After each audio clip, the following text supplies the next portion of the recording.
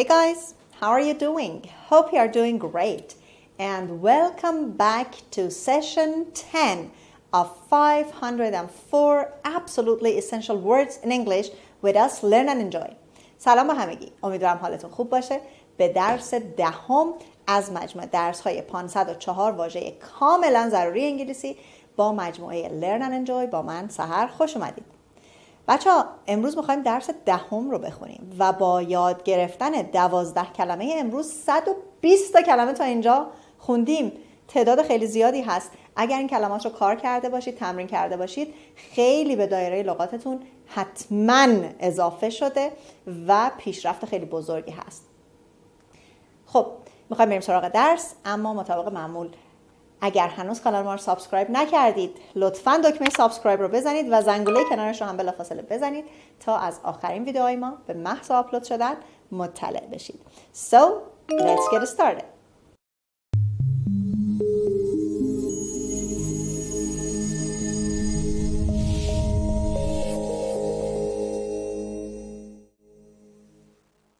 Word number 1. ɪk‌sel. ɪk‌sel. ɪk‌sel. خب زمانی که ما حرف X رو داریم در واقع هم صدای که هم صدای سه رو میشنویم دیگه.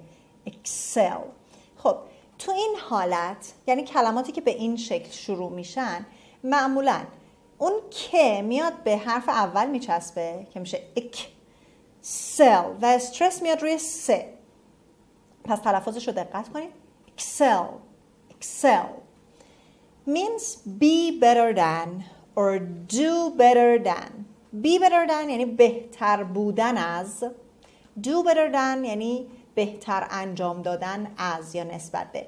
میتونیم به نوعی ɪk‌sel رو برتری داشتن یا بهتر بودن از معنی کنیم. Example A. Because he was so small, Larry could not excel in sports. خب از آنجایی که یا چون لری خیلی کوچک بود نتوانست در ورزش برتری یابد. از آنجایی که لری خیلی کوچک بود نتوانست در ورزش برتری یابد. Example B. At least Hannah had the security of knowing that she excelled in swimming. خب security رو داشتیم قبلا به معنی امنیت بود. security of knowing the phrase این عبارت میتونیم خاطر جمعی معنی کنیم یعنی خیالش راحت بود. security of knowing. خب at least به معنی مینیمم یعنی دست کم حداقل. حنا حداقل با خاطر جمعی میدونست یا خیالش راحت بود که در شنا کردن برتری دارد. حنا دست کم با خاطر جمعی میدونست که در شنا برتری دارد. Example C. Clarence Darrow wanted to become a prominent lawyer, but he felt that he must first excel in the study of history. خب کلارنس دارو اسم شخصی است. میگه که کلارنس دارو میخواست یک وکیل برجسته بشه اما احساس کرد که ابتدا باید در مطالعه تاریخ برتری یابد. استادی رو مطالعه معنی کردیم. history هم به معنی تاریخ هست. Word number 2. feminine. feminine. feminine. خب حتما همتون دیگه این روزها زیاد شنیدین فمینیست از همین کلمه میاد. feminine. Stress is on the first syllable. feminine means of women or girls. خب feminine مربوط به خانم ها یا مربوط به دخترها در واقع معنیش میکنیم زنانه یا مؤنث. Example A. When my sister wants to look feminine, she changes from dungarees into a dress. dungarees. خب این کلمه رو ببینید. dungarees به لباسای سرهمی میگن که شلوار گشاد داره یا میتونیم همون لباس کار بگیم. معمولا لباس کاری که مکانیک ها میپوشن میگیم dungaree. پس ما اینجا لباس کار معنیش میکنیم. When my sister wants to look feminine یعنی وقتی خواهرم میخواد خانمانه به نظر برسه، ظاهر خانمانه داشته باشه، لباس کارش رو با پیراهن عوض میکنه. dress به پیراهن زنانه گفته میشه. Example B. Aunt Sarah can always be counted on to give the feminine viewpoint. خب Aunt Sarah میتونیم بگیم خاله سارا یا عمه سارا.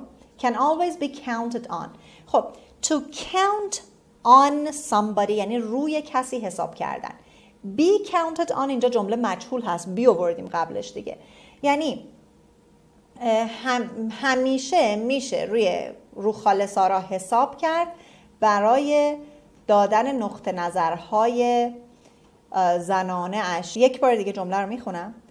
Aunt Sarah can always be counted on to give the feminine viewpoint.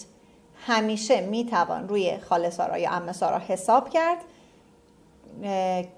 چون نظرهای خانمانه‌ای میدهد، نقطه نظرات خانمانه‌ای میدهد یا زنانه‌ای میدهد. Example C.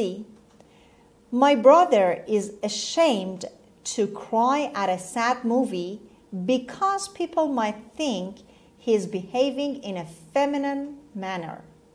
My brother is ashamed یعنی برادرم خجالت میکشه از اینکه وقتی فیلم غمناکی میبینه sad movie گریه کنه، چون مردم ممکنه might به معنی ممکن بودن، امکان احتمال داشتن، چون ممکنه مردم فکر کنن او داره زنونه رفتار میکنه. دیدین این نظره که زیاد جالب نیست که گریه مال خانم هاست، اصلا همچین چیزی صحت نداره. خب پس میگه برادرم خجالت میکشد موقع دیدن فیلم غمناک گریه کند چون مردم ممکن است فکر کنند که رفتارش مثل خانم هاست. Word number 3. Maʊnt.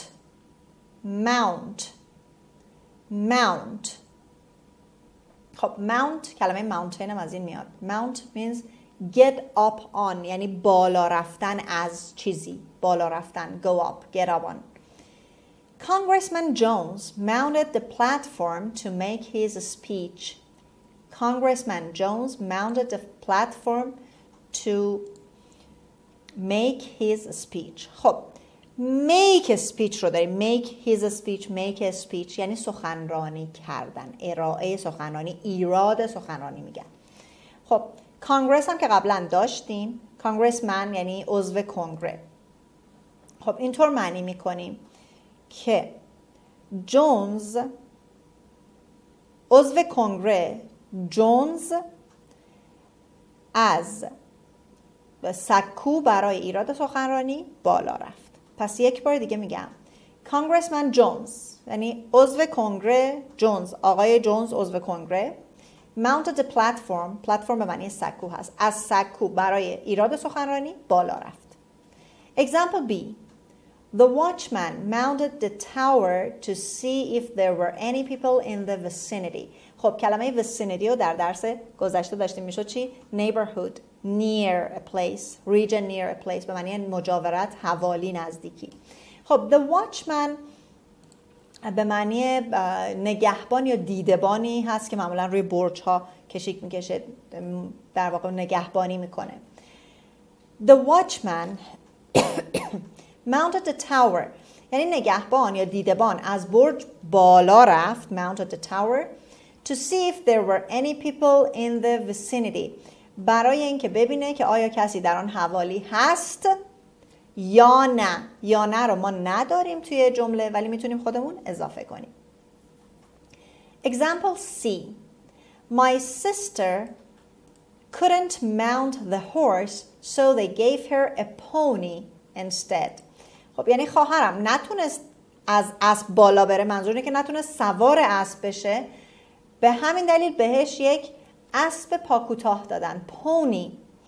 دقت کنید پونی رو خیلی ها میان معنی میکنن کره اسب، ولی پونی کره اسب نیست، نژاد اسب های پاکوتاهی که معمولا جثه کوچیکتری دارن.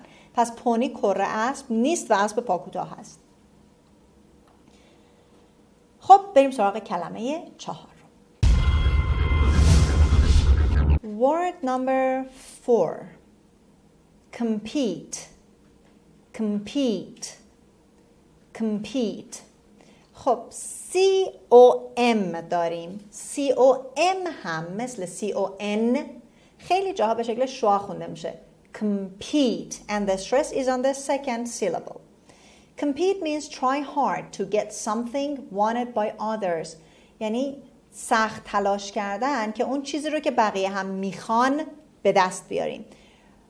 Be a rival. Be a rival. خب rival یعنی رقیب، یعنی رقیب بودن. منظور چی هست؟ معنی کلمه compete رقابت کردن هست. پس compete رو میگیم رقابت کردن. Example A. The former champion was challenged to compete for the tennis title. The former champion was challenged to compete for the tennis title. خب former یعنی قبلی. The former champion یعنی قهرمان قبلی was challenged به مبارزه طلبیده شد to compete for the tennis title که برای عنوان تنیس مسابقه دهد. پس یک بار دیگه میگم قهرمان قبلی برای رقابت برای عنوان قهرمانی تنیس به مبارزه طلبیده شد. Example B. The runner was reluctant to compete in front of his parents for the first time. Runner یعنی دونده. میگه دونده مایل نبود که برای اولین بار for the first time رو من دارم جلوتر معنی میکنم. دونده مایل نبود که برای اولین بار جلوی والدینش مسابقه دهد یا به رقابت بپردازد. Example C. When the amateur became a pro, he had to compete against better men. خب pro اینجا میبینید PRO مخفف professional هست. When the amateur become a pro زمانی که آماتور زمانی که فرد غیر حرفه‌ای شد he had to compete against better men مجبور شد با افراد بهتری رقابت کند. پس وقتی بازیکن آماتور یک بازیکن حرفه‌ای شد مجبور شد با افراد بهتری رقابت کند. Word number 5. Dread. Dread. Dread means to look forward to with fear. Look forward to with fear or fear greatly, causing great fear. Causing great fear. خب کلمه dread به معنی look forward to with fear یعنی با ترس انتظار چیزی رو کشیدن، منتظر چیزی بودن با ترس. این ترس خیلی مهم هست. یا اینکه توضیح دوم fear greatly به شدت ترسیدن یا causing great fear یا باعث ترس شدید شدن. پس به شدت ترسیدن، به شدت ترساندن یا با ترس منتظر چیزی بودن. Example A. The poor student dreaded going to school each morning. دانش آموز ضعیف، حالا میتونیم بگیم دانش آموز ضعیف شدن، بگیم دانش آموز بیچاره، تفلک خودمون. دانش آموز بیچاره هر روز صبح از رفتن به مدرسه وحشت داشت. Example B. He had a dread feeling about the challenge he was about to face.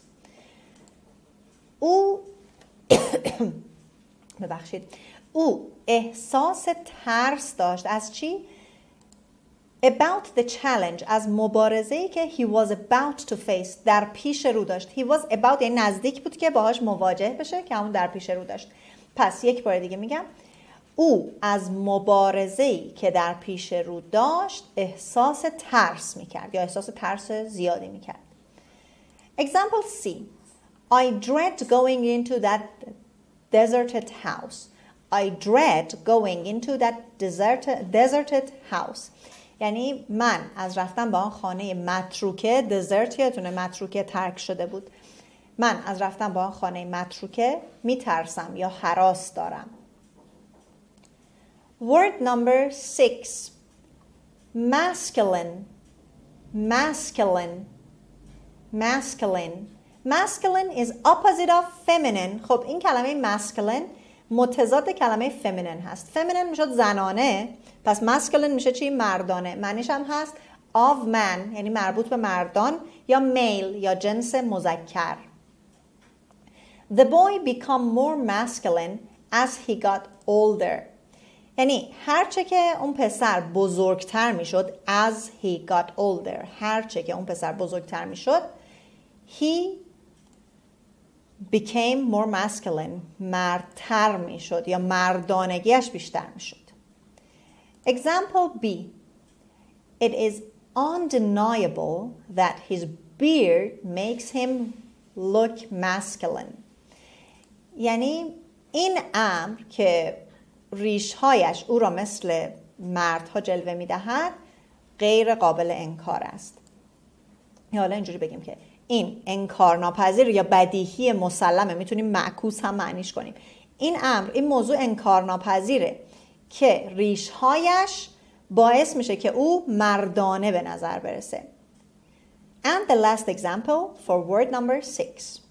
The girls liked Jerry because of his masculine ways.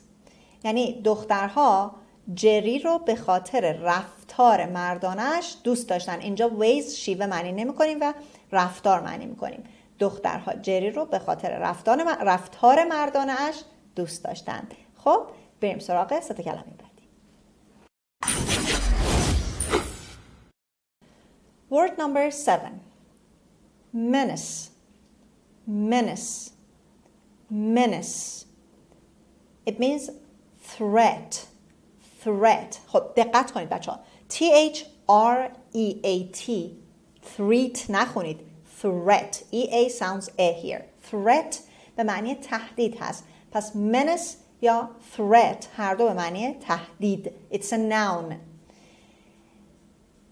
Irv's lack of respect made him a menace to his parents. Irv's lack of respect made him a menace to his parents. خب Irv اسم یه شخصی هست. Lack of respect. Respect به معنی احترام هست. یعنی عدم احترامش، که حالا به جای اینکه ما بگیم عدم احترام میتونیم بگیم بی احترامی دیگه. پس بی احترامی Irv تهدیدی برای والدینش بود. Was a menace to his parents. بی احترامی Irv تهدیدی برای والدینش بود. Example B. The torrents of rain were a menace to the farmers' crops. خب تورنت که قبلا داشتیم، سیل باران یا بارانهای سیلاسا هم میتونیم بگیم. سیلاب باران، سیل باران برای محصولات کشاورزی یک تهدید بود. Farmers' crop. Crops به معنی محصولات هست. Example C. Sergeant Foy's raw language was an obvious menace to the reputation of the entire police department. Sergeant Foy's raw language was an obvious menace to the reputation of the entire police department. خب Sergeant به معنی گروهبان هست. Sergeant Foy هم اسم حالا اون گروهبان هست. Sergeant Foy's raw language. raw language raw به معنی خام هست، اما در واقع اینجا یعنی زبان بدش، زبان خشونت آمیزش. خب پس اینطور معنی میکنیم. زبان خشونت آمیز گروهبان فوی تهدید آشکاری برای اعتبار تمام اداره پلیس بود. reputation به معنی اعتبار هست و the entire means all, whole یعنی تمام، کل police department. پس یک بار دیگه میگم، زبان خشن گروهبان فوی تهدید آشکاری برای اعتبار تمام اداره پلیس بود. word number 8. tendency. خب ببینید این کلمه ʻtendənsi هست. ʻtendənsi استرسش اولش هست tendency، ولی شما ممکنه د رو کامل نشنوید. tendency.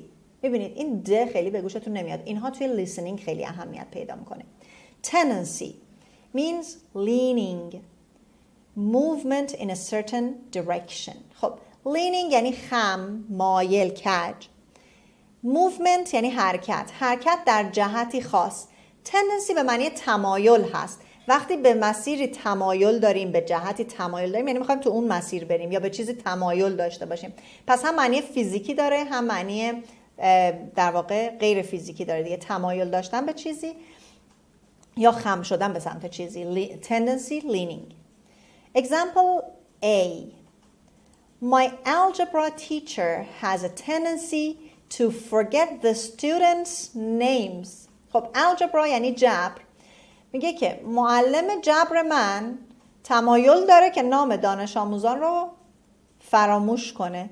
حالا شاید هم واقعا تمایل نداشته باشه، یادش بره، ولی حالا اینا میگن خیلی مایل به این کار یا به این سمت و سو سوق داره، رفتارش اینو نشون میده. Example B. His tendency was to work hard in the morning and then to take it easy in the afternoon. خب his tendency یعنی اون مایل بود، تمایل داشت که صبحها سخت کار کنه to work hard in the morning and then take it easy in the afternoon و بعد از ظهرها رو استراحت کنه. take it easy حالا هم به عنوان یه اصطلاح به کار میره. مثلا یه وقت شما خیلی عصبانی، خیلی هیجان زده، این یکی بهتون میگه take it easy. take it easy means relax, be calm، یعنی آروم باش، آرامش داشته باش.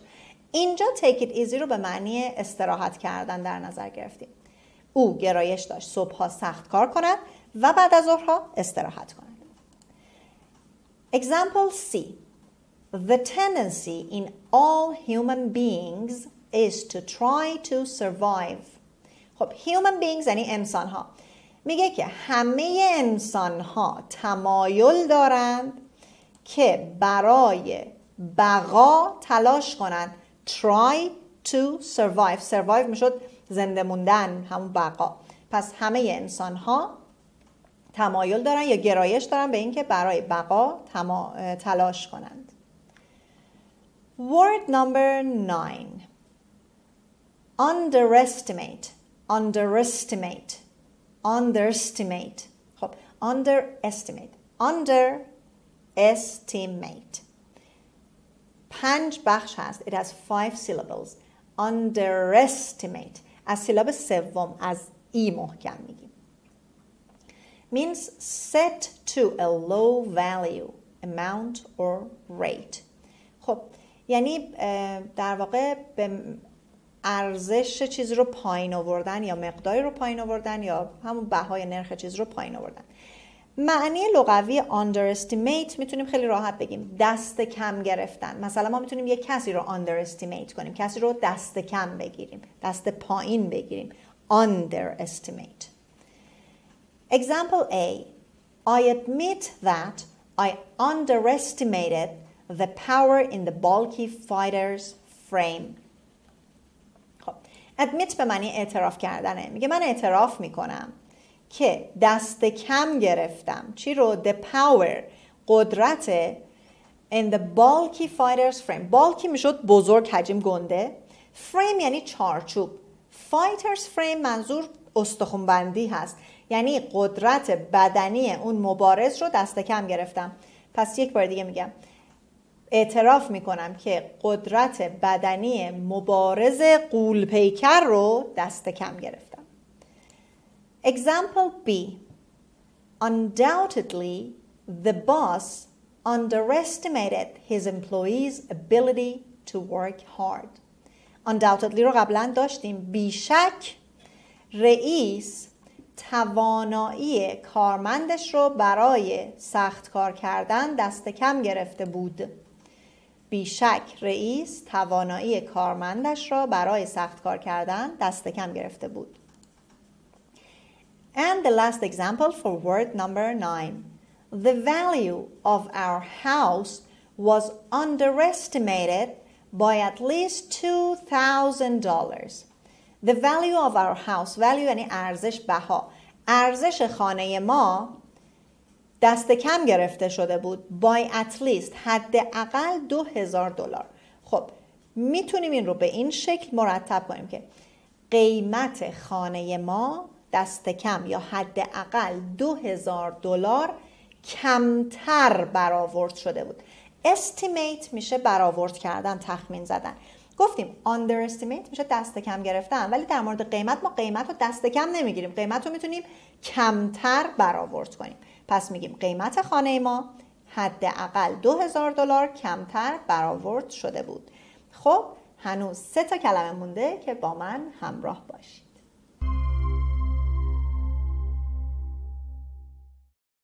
Word number 10. Victorious. Victorious. Victorious. خب victorious. It has 4 syllables and the stress is on T sound. Victorious. باز هم OUS داریم که اسم میخونیم، کلمه adjective هست، صفت هست. Having won a victory or conquering. خب victorious، having won a victory. victory یعنی پیروزی، یعنی کسی که برنده یک پیروزی شده، کسی که پیروز شده.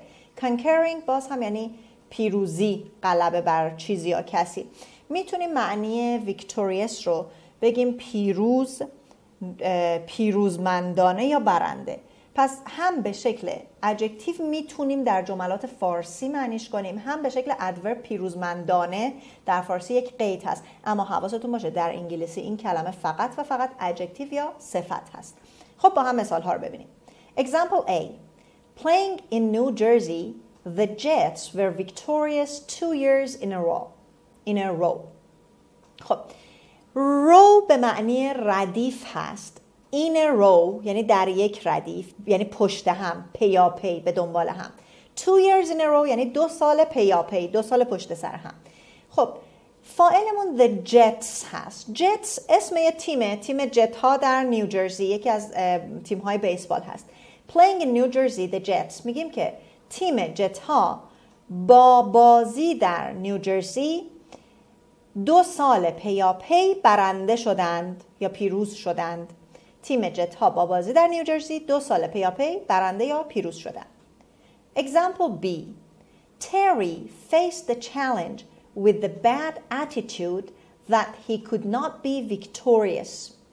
خب Terry faced the challenge. face گفتم اگر verb باشه به معنی مواجه شدن یا روبرو شدن هست. میگه تری با اون چالش روبرو شد with the bad attitude. attitude یه جای ما رفتار معنیش کردیم. معنی اولیش نگرش هست یا دیده به چیزی داشتن. میگه تری با نگرشی بد با چالش مواجه شد، با چالش مواجه شد. چه نگرشی؟ that he could not be victorious، که نمیتونه پیروز بشه. پس یک بار دیگه معنی جمله رو بخوام بگم، میگیم که تری با این نگرش بد یا با این نگرش غلط که نمیتواند پیروز شود با چالش مواجه شد یا با چالش روبرو شد. Example C. Our girls volleyball squad was victorious over a taller team. خب squad means team، به معنی تیم هست squad. Our girls volleyball squad یعنی از آخر به اول معنی میکنیم. تیم والیبال دختران ما، حالا این ما یه دانشگاه، یه مدرسه، یه شهریه. تیم والیبال دختران ما was victorious over a taller team، بر یک تیم بلند قدتر پیروز شد. tall یعنی بلند قد دیگه، قد بلند. Word number 11. Numerous. Numerous. Numerous. خب در تلفظ این کلمه شاید بعضیاتون شنیده باشید، بعضیها کلاس زبان میرن معمولا، بعضیها خودشون شاید خوندن، جایی شنیدن، کسی گفته. خیلی وقتا پیش میاد که زبان آموزا میگن ما اینو شنیدیم نیومرس، همه میگن نیومرس، پس چرا اینجوری میگن؟ دقت کنید دوستان، من بهتون گفتم مرجع من تلفظ امریکن هست نه بریتیش و دیکشنری لانگمن هست. نمیتونیم بگیم در دیکشنری های مختلف تلفظ متفاوت هست، اما بین لهجه بریتیش و امریکن متفاوته.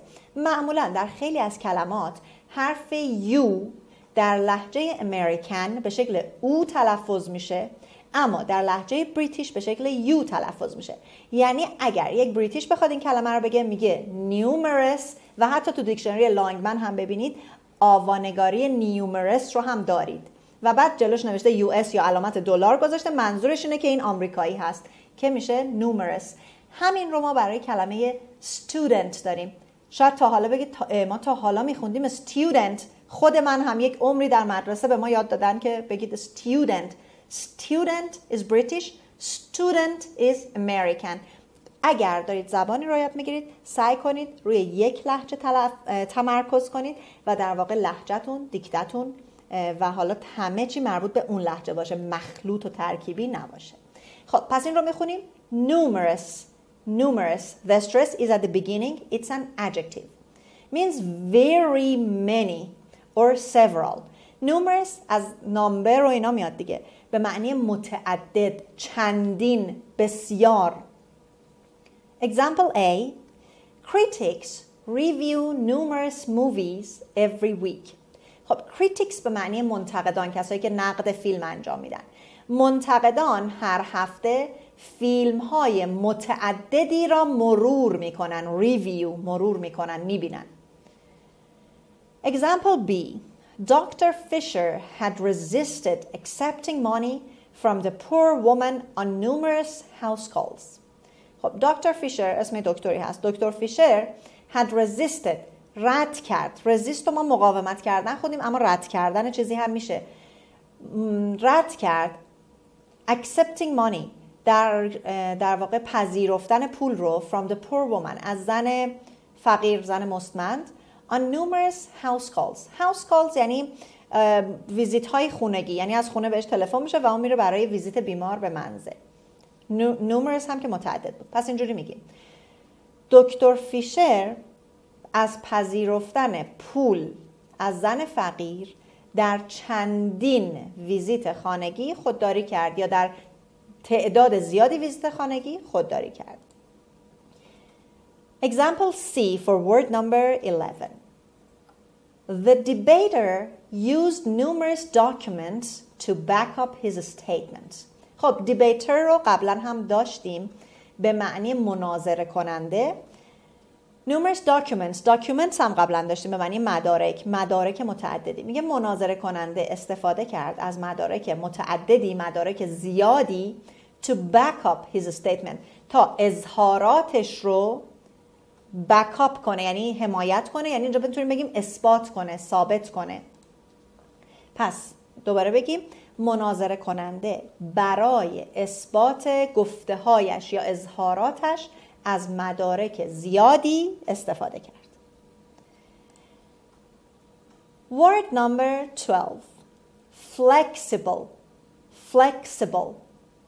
Flexible.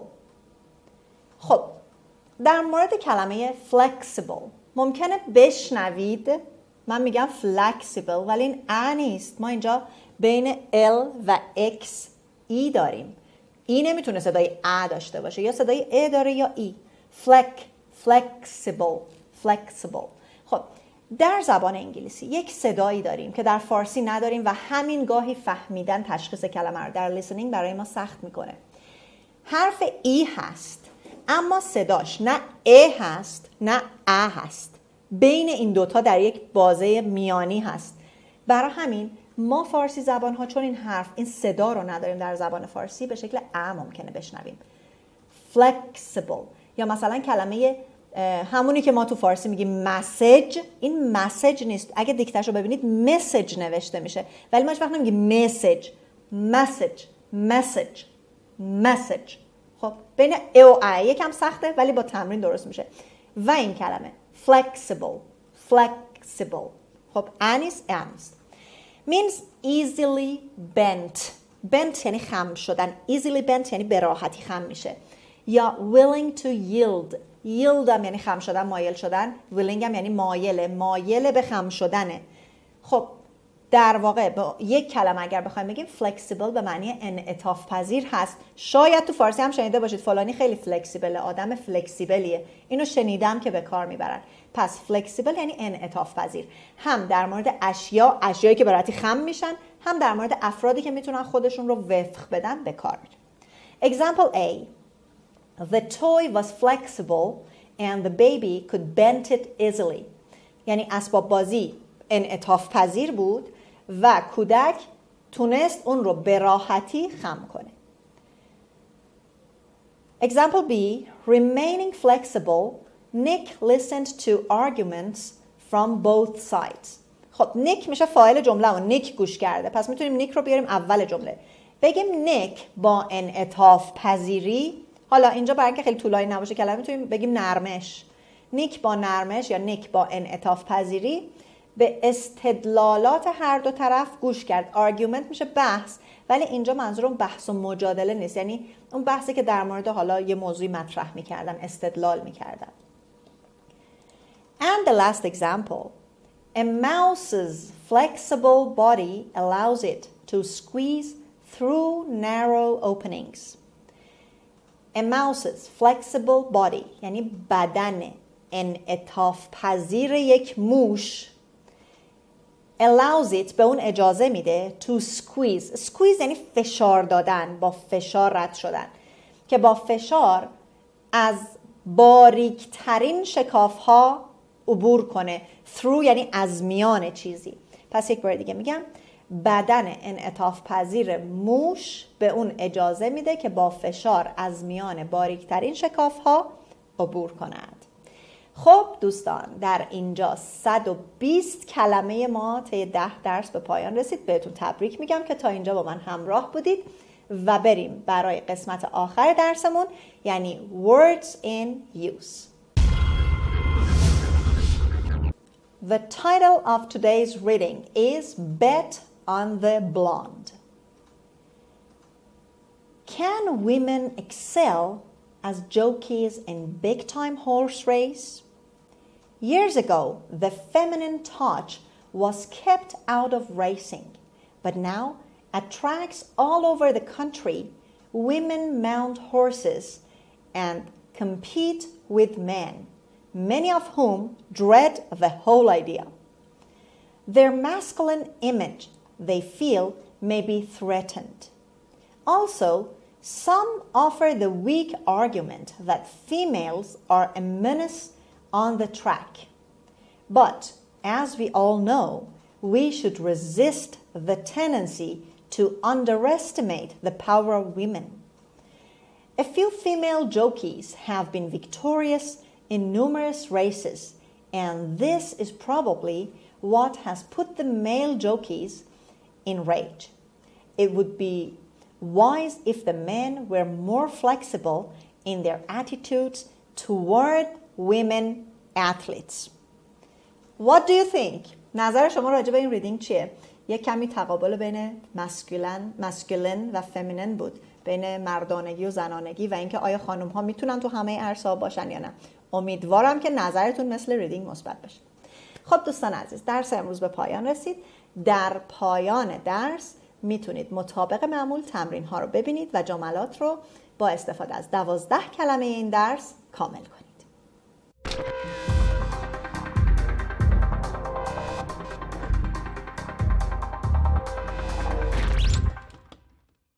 خب دوستان عزیز، به پایان درس دهم از مجموعه درس های 504 واژه کاملا ضروری انگلیسی رسیدیم.